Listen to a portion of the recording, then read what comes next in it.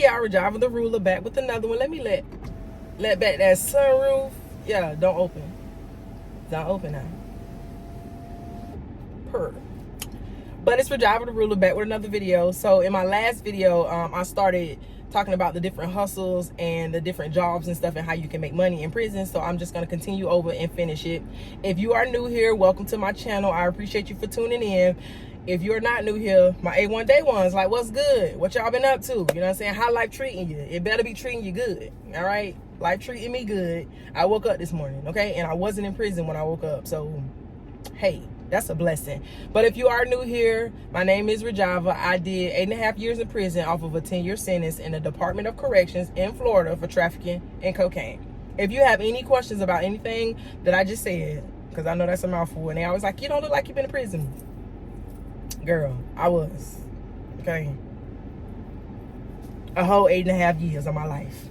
All right, but if you have any questions, you can go check out videos on my channel. I document most of it, so most of the questions you'll have, I'm sure I've already posted a video that answers them, but let's get back into it. So, other hustles that you have in prison. I already told y'all that no matter where you work at, you're gonna steal something, okay? You're gonna steal something and you're gonna sell it. That's just the name of the game. All right.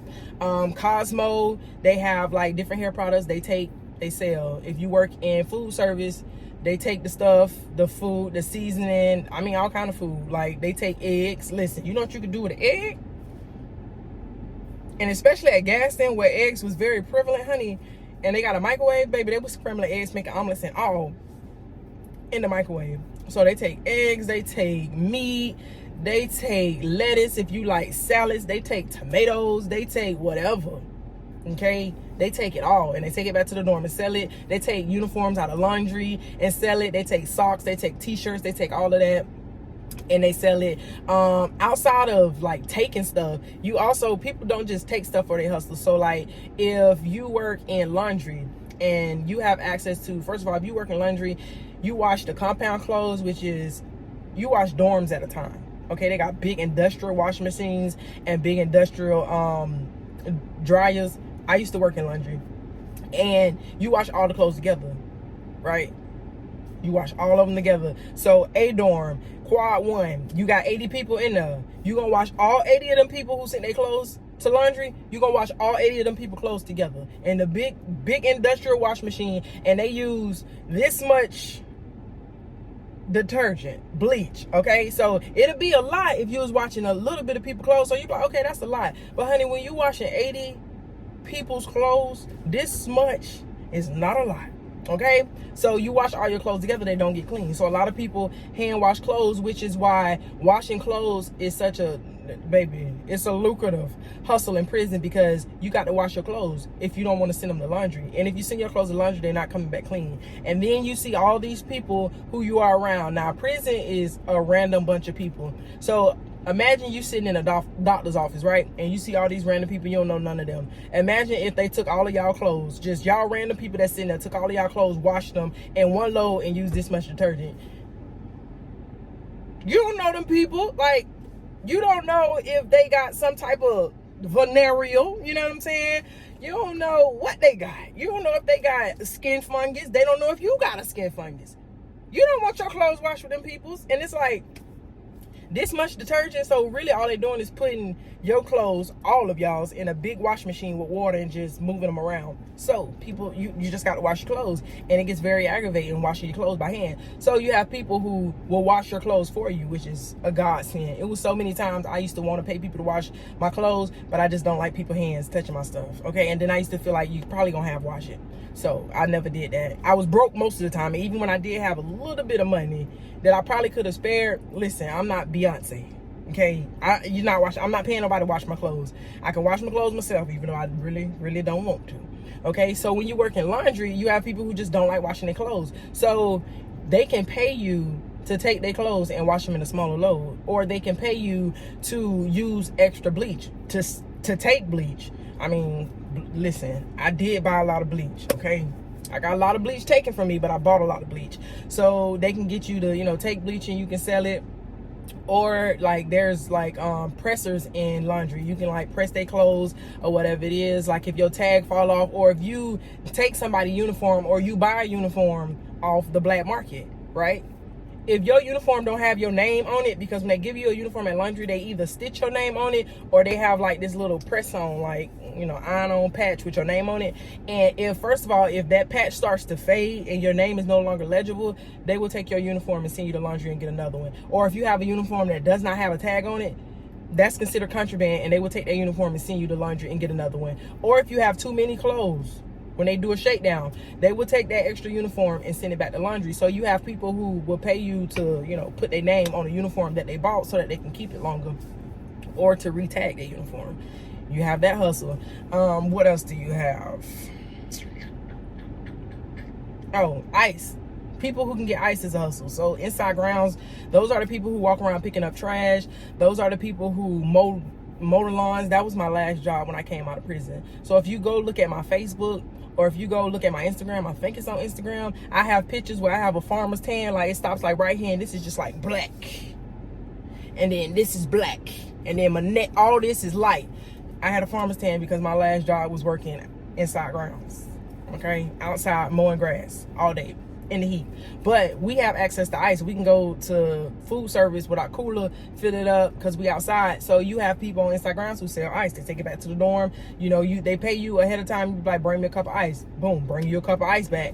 It's so many different hustles. Inside grounds can move around the compound freely, for the most part. You know what I'm saying? You can go in different yards and stuff to pick up trash, to mow grass. So you have people who will pay you to transport stuff for them. If you live over here and the person you owe money to live in another yard, you can't just walk over there with a canteen bag.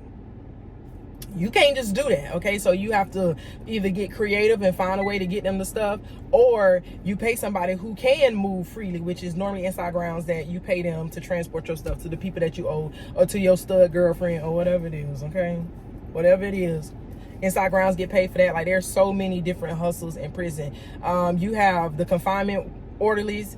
They get paid to pass kites. So what a kite is a note from one inmate to the next, okay?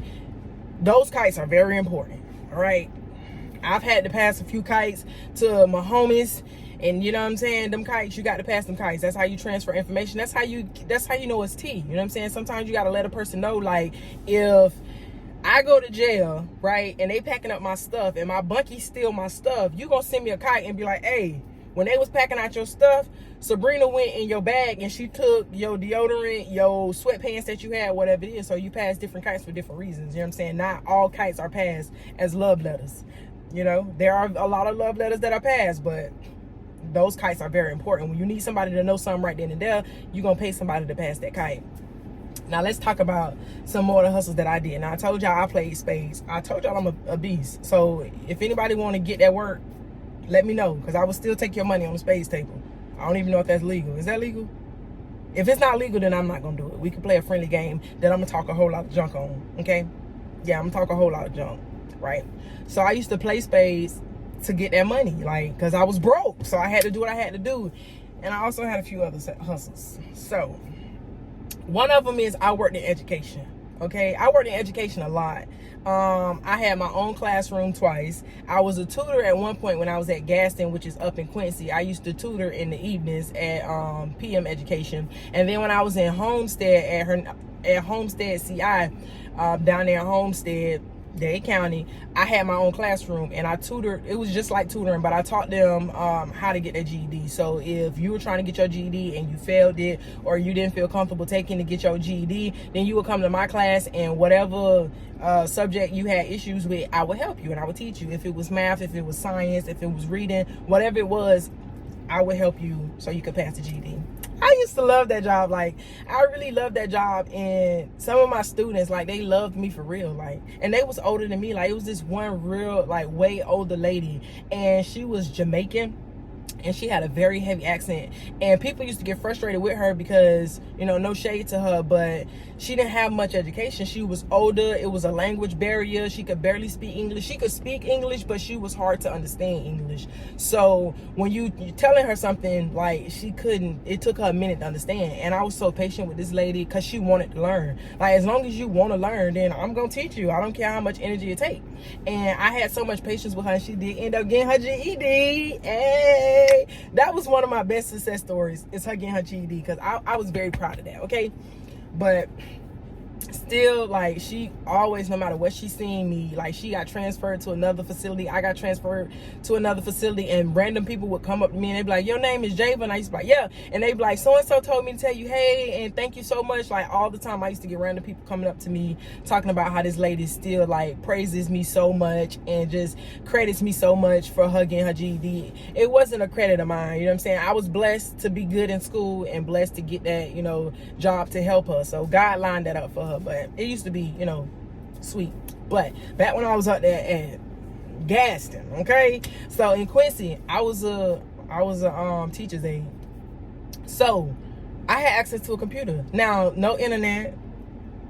Well, no, you couldn't get on, I couldn't get on Facebook. It was a regular computer. So imagine if you had a desktop at your house and no internet. That's all I had access to, and I had access to a printer. So I used to make phone bills. I used to make phone bills. So back in the day, in order to call home and call somebody, they had to be on your approved phone list. So when you pick up the phone, you have to type in your PIN number, okay? And then they'll ask you to type in the phone number, and you type in the phone number. If that phone number that you type in is not on your approved calling list, the call's not going through. Now, they have changed the phone services now, and it really irritates me because why y'all ain't do that when I was there? Okay, why y'all ain't do that when I was there? Now you can pick up and you can call anybody as long as they got minutes on the phone. I don't appreciate that. Because I used to have to jump through hoops to call one person, okay, or two people. So I didn't talk on the phone much. A lot of people didn't talk on the phone much because it was so much you had to jump through, like, to get it approved. And then you only had 2 times a year that you could update your phone list. And it just depends on the last 2 digits of your DC number. So mine was October, November, December, January, February, March, April. October and April was my 2 months that I could update my phone list. So you can only update your phone list twice. So when October and April came, I had to have all of the phone bills that I was gonna put on my list, and I had to submit it in to my classification, and then they would approve the phone numbers. But you have to have a physical phone bill. Okay, so if you wanted to talk to your husband or your wife, they had to send you in a phone bill with their name, the address, and the phone number, and it had to be for the most recent billing cycle. So if it's October, I got to have one. It couldn't be older than 60 days, so it had to be either August or September's phone bill. It couldn't be July's, it couldn't be June's. It had to be recent. And I didn't realize how hard it was to get a phone bill until I came out here, because all my stuff is it's digital. You know what I'm saying? So a lot of people don't have access to phone bills, and you have to go through hoops to get one to send in. So long story short, a lot of people did not get the numbers that they wanted on their approved phone list because people would either not send the phone bill in time, or when they send the phone bill, like the phone bill's so old, they can't put it on. You getting it denied. And then on top of that, so if you have 5 people that you've already jumped through hoops to get them on your phone list, you have to put all 5 of those people back on your phone list to get them reapproved. So you need those 5 people to give you a phone bill as well. So it ain't like one phone bill is the end all be all. No, you got to submit those same 5 that's already on your approved calling list. You got to submit them again. So if you want to add somebody, if you want to add 2 people, you need 7 phone bills to submit. Okay, it was too much, honey. So I used to make phone bills. When I tell you that was a very lucrative income and hustle for me. Yes, I did. I used to get on the computer and I used to make phone bills, and they used to look so legit. My people used to get their thing approved. So I would have to make like the logos. T-Mobile was the easiest one to make. It was. And then you got to margin it right. Like, I don't think y'all understand how hard it is to make a phone bill from scratch. I'm not talking about going online and downloading a template and all you doing is changing certain information. I had to build them from scratch. Okay, so I would have to make the logo. I would have to make everything, and I could only make logos that was simple. Like, I couldn't do Sprint because I couldn't do that little, little logo thing. You know what I'm saying? So T-Mobile, I used to kill them. And now I got T-Mobile now, Lord. I used to kill them. But I would put the little logo, you know what I'm saying? Then you got to do, you know how the little box have like your name, the address, and like those random numbers at the bottom. Like, you know how when you go print it off on the internet, they got that website on the bottom with all of that. You got the little greetings on the side, telling you about all different kinds of things. You got the little tax info. And the phone bills be like 6 pages, 8 pages long. Do you know how much energy I used to have to put into a phone bill? And most of the time, like, I could save those templates and just go in and just like change information. And then other times when it started to get a little hot, I would have to delete those templates because the computer I used, anybody had access to. I couldn't lock it. I was an inmate. So I would have to, most of the time I would have to go and create this whole template. But it was easy for me when I was able to save the template, because you give me the information. Like, if you want to put your mama on your phone bill, you give me your mama first name, last name. You got to give me an address, and you don't have to give the real address. Like, I know y'all like, oh, y'all, dang, they giving out addresses and all to inmates. I mean, you got to do what you got to do, but you don't have to give the real address. If your mama stay at 123 North Main Street, you can put 321 North South Street or whatever. Like, they ain't gonna know where your mama stay. As long as it's printed on the bill, they're gonna assume that that's, you know, the right address. So a lot of people would change the address. They would even change the name. Like, if their mama name was Angela Thomas, they put Angela Thompson. Okay, like, long as the name that's on the bill and the name that you submit on your phone list is the same, that's all that matters. It don't matter if both of the name is fake. It don't matter if you put Daffy Duck. I wouldn't recommend putting Daffy Duck, because they gonna know that's a, you know, that's you cap. But I used to make phone bills, and I used to sell them. It depends, $10, $15 a pop. And if you got people who need 7 phone bills, $70, and that's one person. And I'm talking about, it literally, all it takes for me to do is key in information, print. Key in information, print. Key in information, print. Going on to the next person, they need 3 phone bills. Key in information, print. I'm talking about, I used to go ham with the phone bills. But now let's, you know, now that I'm a law-abiding citizen, I do not forge any documents, okay? The check stubs I used to get in my apartment was actual check stubs because I have a job, all right? So we're not falsifying no documents no more, okay? But we was definitely falsifying them, honey. And I was making a killing. But I had to do what I had to do. I was broke. Like, wasn't nobody sending me no money, and I needed money. And those was the hustles that I had. I do know how to do hair. Like, I did my own plaits, because who finna pay somebody $250 to do something I can do myself? It's not me. So I know how to do hair. I just didn't do hair in prison because all that standing up, my back hurt. I just don't like doing hair like that. But those was the 2 main hustles that I had while I was in prison. I also work inside ground, so I've transported stuff for people, but I wouldn't charge people to transport. Like, that's just crazy. You know what I'm saying? Like, if I'm already going in that yard and you like, hey, can you take this to Samantha? I'm gonna take it to Samantha. Like, hey, Kim told me to give you this. You know what I'm saying? Nah, I ain't taking no big bag of canteen for now. I ain't doing all that, because I ain't your duck, okay? You got to get somebody else to do it. Pay somebody. But like, little stuff wherever I worked at, like if I did work in food service, and if you come through, I'm not stealing nothing out the chow hall for you, but if you come through and say, hey, pass me some sugar, I'm gonna pass you some sugar through the flap. You know what I'm saying? Like, here you go. I'm not finna take this out. No, because I just feel like stealing is embarrassing. I'm not above stealing. I'm not too good to steal. I just feel like stealing is embarrassing. Like, it's so embarrassing to get caught stealing. That's the only reason why I wouldn't do it, because it's embarrassing, okay? And they talk about you like, dog, I'm already in prison. You think you're going to embarrass me for being a thief too? Like, come on now. I got to pick my poison, okay? I'm already a convicted felon. Can't be out here stealing convicted felon. But what other hustles are there? There's so many. And I know when I end this video, I'm going to be like, damn, I forgot that one. One that I do have, I remember, the law clerks, because we do have law clerks who, they're like, some of them, most of them are certified paralegals. Like, they go through and get the course. Some of them were already working in that field before they came to prison. They charge people to work on their case. Like, you have to work on cases because you work in the law library. So you have people who come on the call out that you have to help, but then you have people who will pay a law clerk, like, to write a motion to suppress, to write their habeas corpus, to write their appeals, to write their clemencies. Like, people will pay you to, you know what I'm saying, like, really do your thing, you know what I'm saying, and write this stuff for them. I didn't have money at the time when I was fighting my case. I fought my case the entire time that I was in prison, up until I got all the no's that I can get. And the only thing I did not file was a clemency, because by the time they view my clemency, I would have been home. It take them like 3 years before they even view it, and you have to been undid like a third of your time. So if you got sentenced to 10 years, you got to do at least 3.5. You get sentenced to 30 years, you got to do at least 10 years. So you have to do at least a third of your time before you even put in for a clemency. It's either a third or 2/3. I think it's a third.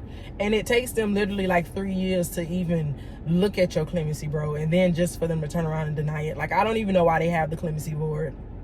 Honestly, like, I'm glad they have it for the few people it does help. So I wouldn't say they need to get rid of it, but they need to do better. Like, they need to do better. But with all of my work, I had somebody file my first motion, but I filed the motion for me to go to boot camp.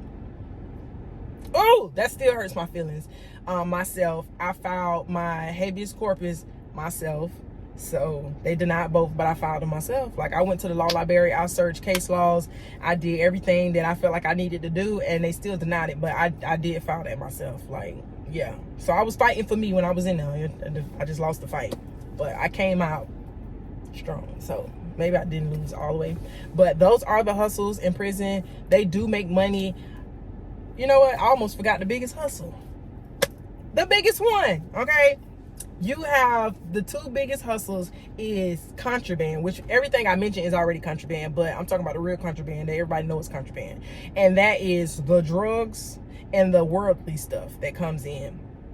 So you have people who get drugs in so many different ways. I am not gonna tell y'all how, because listen, I ain't stopping nobody's show. All right? They get drugs in, okay? One thing I can tell you is they like to talk about, oh, the inmates going to visitation. Like, at one point, they was trying to stop contact visits because they felt like that's how the drugs was coming in and that's how all the other stuff was coming in. Listen, the stuff comes in the prison in the boatloads, majority of the time, through the officers. Okay, so if you are watching this and you are part of the people trying to reform inmates' rights and inmates what they can and can't do, and you feel like, oh, if we stop them from doing this, the contraband will stop coming into prison, lies. Okay, that stuff is coming through the officers. All right, the officers are bringing it in. Majority of the time, the officers are bringing it in. So we're gonna talk about how, like, the tenfold of it. So let's just say a pack of cigarettes, right? We're gonna say a pack of cigarettes costs $10, right? So an officer may charge an inmate, we're gonna say $100 to bring in a pack of cigarettes.